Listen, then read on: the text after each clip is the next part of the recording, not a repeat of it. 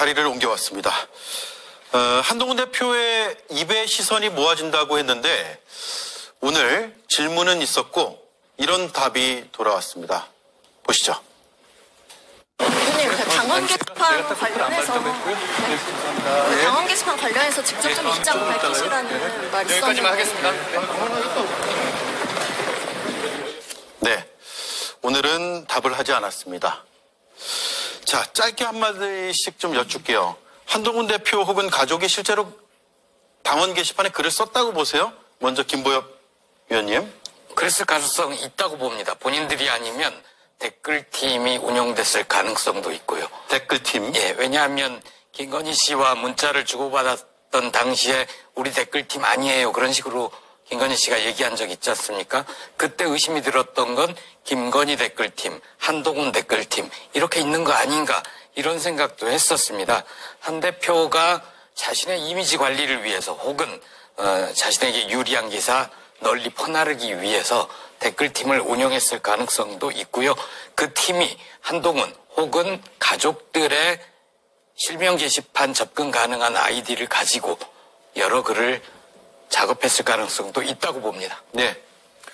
명확히 말하면 댓글팀은 아니고 여론조작팀이겠죠. 댓글을 단 게 아니라 글을 써서 뭔가 당심을 조작하려고 한 거니까요. 저는 가족이 전체가 했다기보다는 아마 가족 명의를 빌려줘서 가족 중에 누가 했거나 아니면 다른 팀에 넘겨서 누군가가 했거나 뭐 그거는 거의 확실하다고 보고 있습니다. 거의 확실하다고 본다.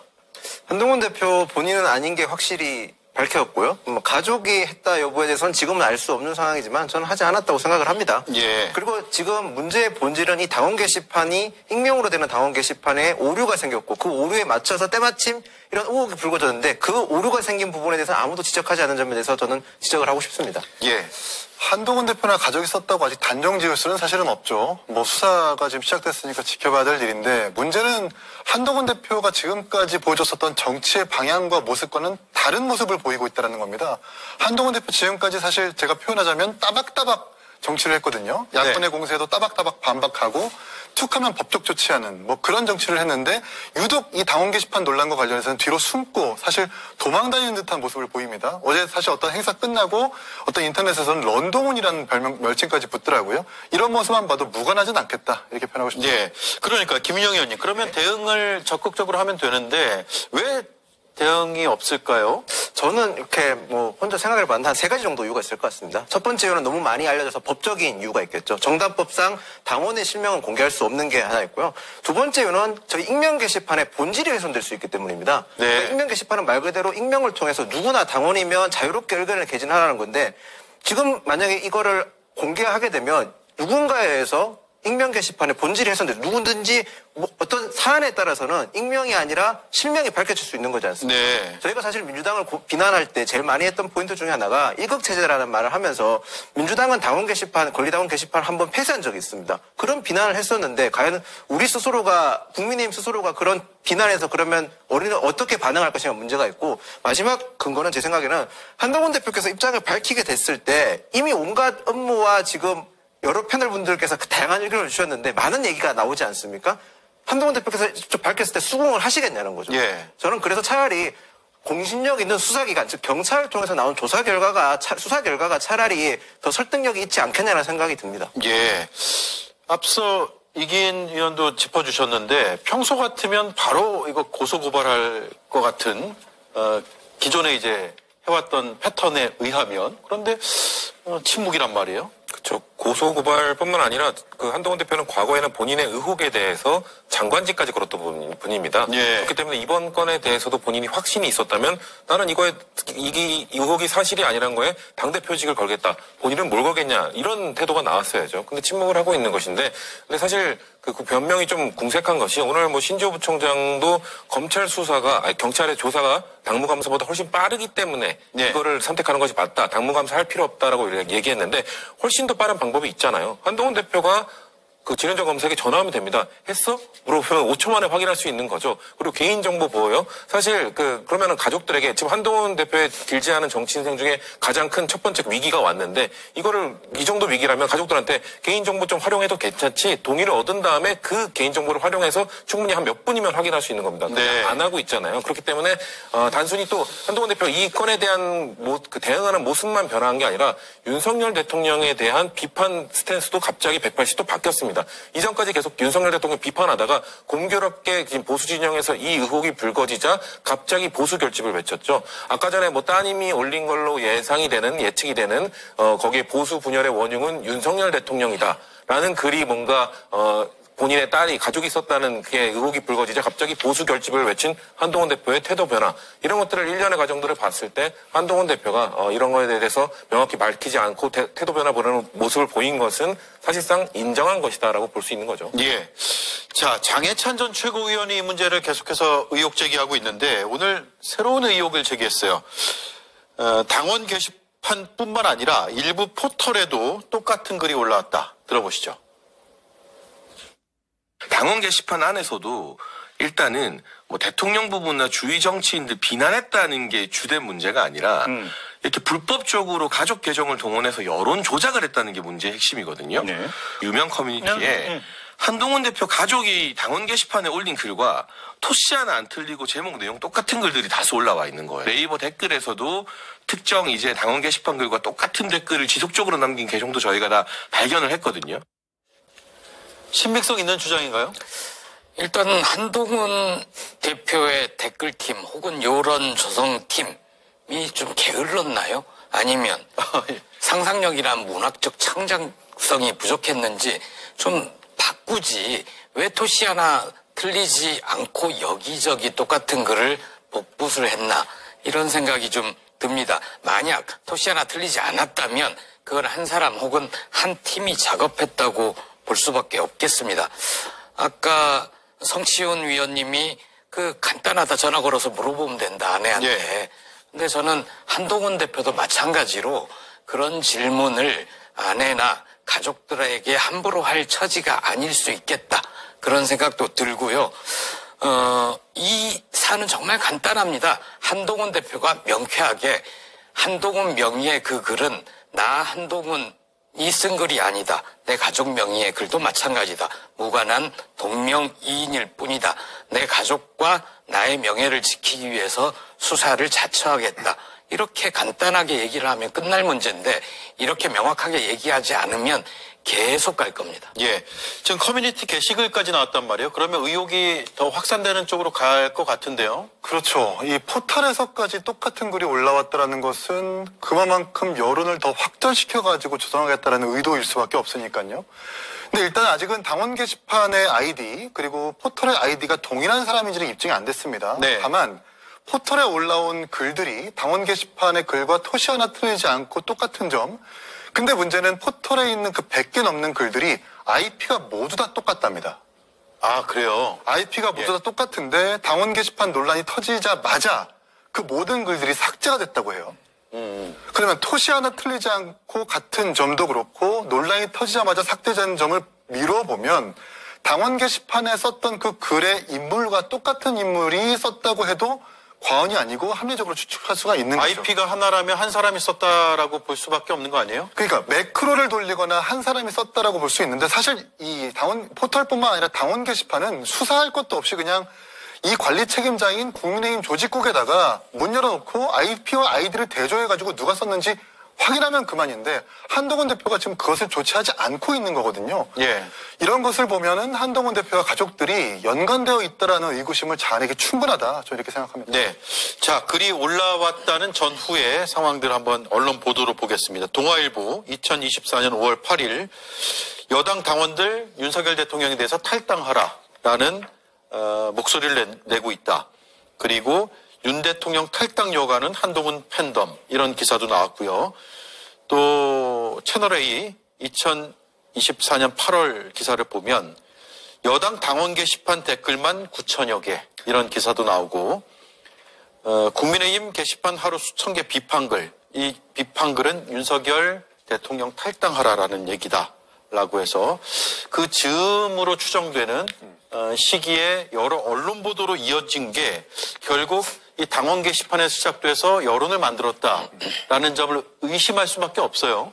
근데 해당 이 주장의 근거를 보면 이런 당원 게시판에 대한 취재가 언론사 기자분들의 취재가 되게 이례적이거나 아니면 뭔가 특이한 경우여야 되는데 사실 요즘에 들어서 언론사 분들 기자분들께서 당내에 좀 이견이 있는 이슈에 대해서는 여야 할 것 없이 당원 게시판을 취재하는 경향이 되게 두드러졌었습니다. 네. 국민의힘뿐만 아니라 민주당에 관련해서도 당원 게시판 관련된 취재하는 내용이 되게 흔히 있었거든요. 그렇기 때문에 이게 이례적이지 않은 사항을 가지고 마치 이게 여론조작과 언론 기사, 지금 이분들의 주장을 보면 언론사와 저희 마치 이번 일에 관계되는 사람들이 공모가 있었다 혹은 교감이 있었다까지 주장이 가는데 이건 너무 지나친 과도한 그건 아닌 것 같아요. 네. 현재 단계에서는. 네, 저도 그렇게 생각을 합니다. 예, 다만 어떤 여론을 좀 키우기 위해서 혹은 네. 유리한 여론의 고지를 점하기 위해서 무언가를 한 게 아니냐라는 의심은 충분히 해볼 수 있는 부분인 것 같고 성춘 의원님.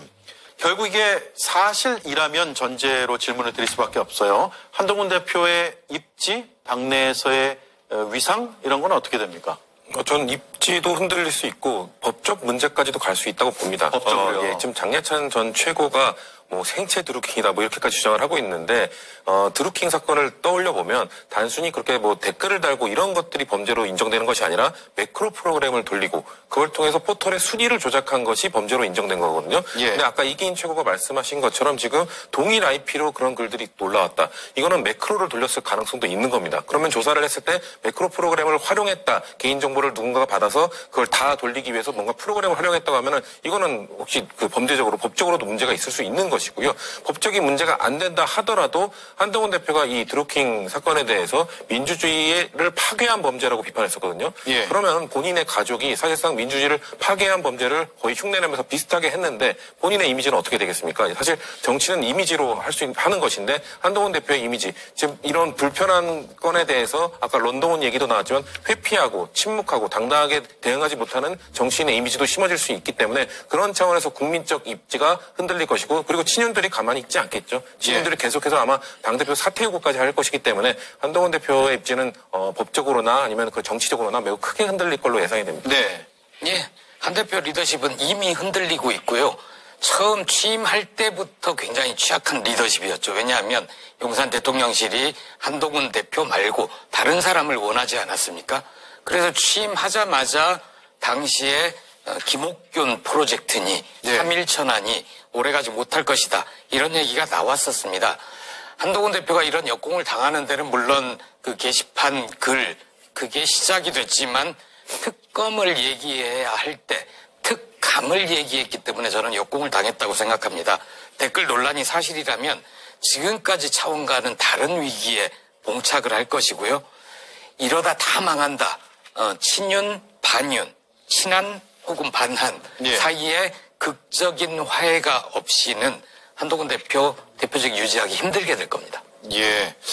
자, 야당에서는 아주 냉정하게 사안을 보고 있습니다. 물론 사실관계를 파악하느라 시간이 더 걸리는 것일 수도 있고요. 우리가 단정적으로 지금 얘기할 수는 없는 부분도 있습니다.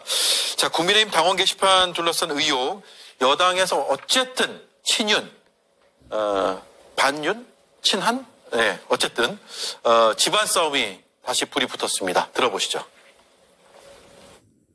당정 화합이라든가 당내 화합을 위해서 하루빨리 당부감사를 통해서 좀 이 문제가 빨리 밝혀졌으면 좋겠다는 그런 생각을 갖고 있습니다. 왜 느닷없이 당대표에 대해서 공격을 하고 뒤통수를 치는 행동을 하는지 저는 이해가 안 돼요. 일반 당원들이 댓글을 달았다고 그걸 어떻게 당무감사를 해요?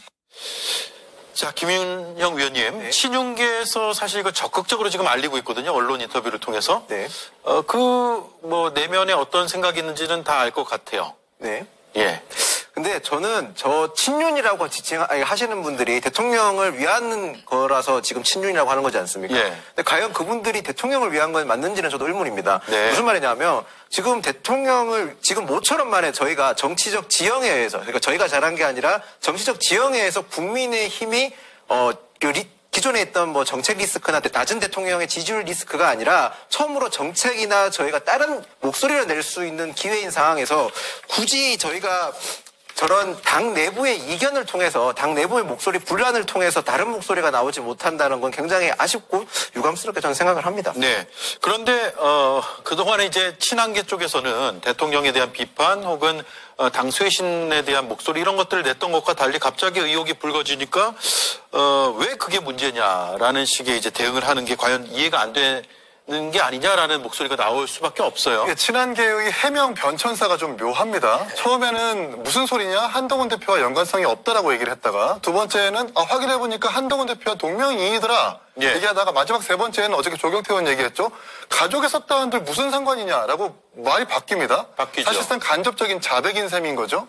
계속해서 이렇게 친한계에서 무리하게 쉴드를 친다고 한다면 이 사안이 더 커질 수밖에 없다고 생각을 하고 이게 수사까지 갈 일은 아니라고 생각합니다. 한동훈 대표가 직접 확인해가지고 IP, ID 대조해서 가족의 일이라고 한다면 죄송합니다. 가족의 일인 만큼 정치 도의적 책임지겠습니다라고 하면서 사과하면 그만 일인데 계속해서 본인이 계속 스스로 일을 키우고 있다. 이렇게 평가합니다. 네. 자, 그래서 성춘 의원님. 이게 궁금해요. 한동훈 대표의 돌파구는 무엇이냐. 이러다가 김건희 특검을 받는 거 아니냐. 뭐 이런 얘기까지 나와요, 지금. 일단 이 건에 대해서는 사과의 타이밍을 놓쳤죠. 골든타임을 놓쳤습니다. 사과는 사실 메시지도 중요하고 타이밍도 중요한데 이미 다 모두 놓쳐버렸기 때문에 이것 갖고는 뭐 이 난관을 돌파하기는 어려울 겁니다. 말씀하신 것처럼 갑자기 김건희 여사 특검법을 받는다. 이것도 민주당 입장에서는 매우 좋지만 매우 바람직한 일이지만 한동훈 대표의 이런 자신이 처한 상황, 이런 곤란한 상황, 이 좀스럽고 민망한 일을 돌파하는 과정에는 도움이 되지 않을 것이다. 하지만 그래도 그런 식으로 사실 제가 김건희 여사 특검법도 받아야 된다고 생각하고 대통령에 대해서 계속 비판해 왔지만 이 건 때문에 제가 목소리를 내지 못했었습니다. 네. 하지만 그 잘못을 인정하고 원래 내던 목소리를 내면서 김건희 여사 특검법 받자는 주장을 하겠습니다라고 전화를 한다면 전 유일한 돌파구가 되지 않을까 그런 말씀도 드리고 싶습니다. 한동훈 대표 입장이 언제쯤 나올까요? 그래서 저는 한동훈 대표가 경찰 수사를 지켜보자는 입장을 계속 고수하실 것 같습니다. 아까 앞서 제일 처음에 말씀드렸는데요. 이게 지금 공신력 있는 수사기관의 의견이 아니면 또 다른 의문만 계속 재생될 것 같아서 지금 상황에서는 기다려보는 게 참 맞다고 생각합니다. 네. 자, 이게 한가롭고 유치한 공방이라는 비판들이 많은데 처음에는 설마 했는데 뭐지?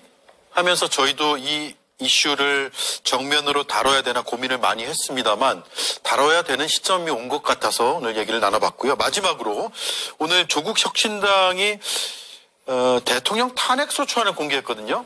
다른 얘기긴 한데 나와 계시니까 제가 여쭤볼게요. 서울 광화문 광장에서 오늘 탄핵소추안 초안을 공개했습니다. 예, 근데 너무 성급하다는 비판이 나오거든요. 예, 저는 성급하지 않다고 봅니다. 이미 2016년 박근혜 파면 당시보다 윤석열, 김건희 부부의 여러 의혹은 당시에 비해 못지 않다.